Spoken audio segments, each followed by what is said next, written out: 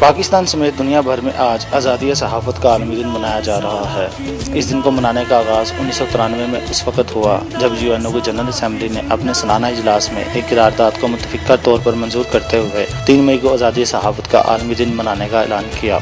1993 से लेकर अब तक ये दिन हर साल बड़े जोश व जज्बे के तहत मनाया जाता है।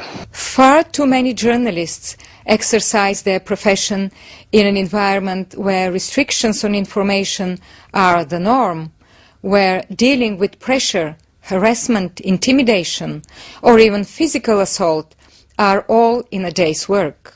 Last year, UNESCO condemned the killing of 77 journalists. For the most part, these were not war casualties, but local reporters covering local stories. I invite all those commemorating World Press Freedom Day around the globe to observe a minute of silence, to remember those whom it is too late to help, to honor the journalists who paid with their lives for our right to know. Pakistan का शुमार ऐसे मुल्कों में किया जाता है जहां क़याम पाकिस्तान के बाद से लेकर अब तक सहाफ़त की आज़ादी को सल्ब करने की कोशिशें की जा रही हैं। हम पैगाम देना चाहते हैं कि इस वक्त जो मीडिया ने आज़ादी जो एक्सरसाइज कर रहा है वो आज़ादी हमें किसी ने भीख में नहीं दी, हमें किसी ने प्लेट पे नहीं रख के दी, बल्कि उसके लिए मीडिया ने बाकायदा स्ट्रगल की है। उसके लिए हमने खूनों के जानों के नजराने पेश किए हैं। अभी जो जनरल ज़िया के दौर से लेके बल्कि अयूब खान के दौर से लेके पिछले जनरल मुशर्रफ की डिक्टेटरशिप तक आप देखें कि सहाफ़ियों ने कोड़े भी खाए, सऊबतें भी काटी, कैदें भी काटी, लेकिन अपना वो जो फ्रीडम ऑफ एक्सप्रेशन का जो उनका एक परचम है उसको उन्होंने बुलंद किए रखा। सहाफ़त उस वक्त तक आज़ाद नहीं हो सकती जब तक कि कारकुन को उसका जायज़ हक नहीं मिलेगा।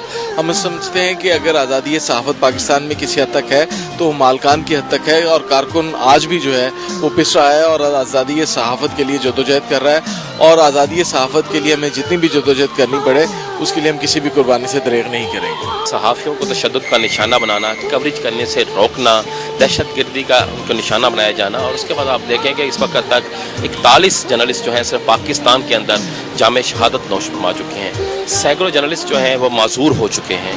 बहुत सारे जर्नलिस्ट हैं जिन पर तशद्दुद का निशाना बनाया गया है, जिन पर मुकदमा दर्ज किया गया है। पाकिस्तान के अंदर आज़ादी सहाफ़त उसी वक्त मिलेगी जब हुक्मरान अपनी गलतियों को तस्लीम करें, जब वह तनकीद को बर्दाश्त करें। जनवरी से लेके इस 4 माह तक आज तक के पीरियड में 2 सहाफ़ी कत्ल हो गए हैं, जिनका कि अभी तक कोई कत्ल का सुराग नहीं मिल सका, और उसमें वो रिपोर्टर्स शामिल हैं जो पॉलिटिकल बीट्स करते हैं। सहाफ़ी इससे भी आज के जो हालात हैं इससे भी बुरे हालात में काम करते रहे हैं। इसका ये मतलब नहीं है कि अगर बुरे से बुरे हालात हो रहे हैं तो ये अच्छे नहीं होंगे। बुरे से बुरे हालात ही जो हैं वो चीज़ों को, बुरी चीज़ों को और अच्छी चीज़ों के दरमियान ज़्यादा अच्छे से डिस्टिंक्शन हमें करना सिखा देते हैं। आज का सहाफ़ी मुआशी बदहाली का शिकार है। आज का सहाफ़ी पुलिस और इंतज़ामिया के तशद्दुद का शिकार है।